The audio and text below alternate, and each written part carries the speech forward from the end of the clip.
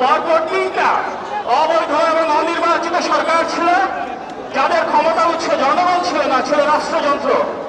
যাদের ক্ষমতার উৎস ছিল পুলিশ প্রশাসন, আইন শৃঙ্খলা বাহিনী, বিচার বিভাগ এবং নির্বাচন কমিশন। এই তিনটা নির্বাচন কেন হয়েছিল? কারণ আমরা দেখেছি 2014 সালের বিনা ভোটের নির্বাচন, 2018 সালের নিশিরাতের নির্বাচন, 2024 সালের দামি ভোটের নির্বাচন। তার মানে গণঅভ্যুত্থানের আকাঙ্ক্ষা ছিল এমন একটি রাষ্ট্র ব্যবস্থা যেখানে জবাবদিহিতা থাকবে, যেখানে স্বচ্ছতা থাকবে, যেখানে জনগণের ভোটে নির্বাচিত জনপ্রতিনিধি রাষ্ট্র পরিচালনার দায়িত্বে থাকবে। ঠিক যেভাবে আজকে আমি এখানে আছি, আমার এখানে কিন্তু এই আসন থেকে ইনশাল্লাহ নির্বাচন করবেন, জনগণের ভোটে নির্বাচিত হয়ে সংসদে প্রতিনিধিত্ব করবেন এমন একজন নেতা যিনি জনগণের সাথে থাকে, জনগণের পাশে থেকে জনগণের সমস্যা সমাধান করতে চান আমাদের ভাই আমিনুল হক ভাই।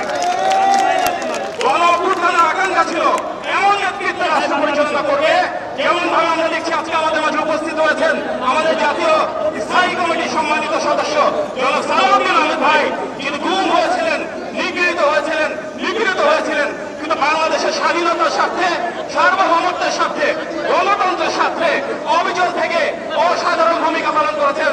দেশের বাইরে থেকে গণঅভ্যুত্থানকে বিএনপিকে সংগঠিত করেছেন, প্রতিটি অঙ্গ সংগঠনকে এক করে শেখ হাসিনার পতনে নেতৃত্ব নিয়েছেন। গণঅভ্যুত্থানের আকাঙ্ক্ষা ছিল এমন একটি বাংলাদেশ যেখানে দেশের প্রধানমন্ত্রী হবেন জনগণের ভোটে নির্বাচিত, যেখানে দেশের প্রধানমন্ত্রী 31 দফার আলোকে গণমানুষের অধিকার এবং স্বাধীনতা প্রতিষ্ঠা করবেন। আর সেই ব্যক্তি আমাদের সবার নেতা, বাংলাদেশের 18 কোটি মানুষের ভিতর গণতন্ত্রের পক্ষে প্রতিটি ব্যক্তি, প্রতিষ্ঠান এবং রাজনৈতিক দলের নেতা বিএনপির ভারপ্রাপ্ত চেয়ারম্যান জনাব তারেক রহমান।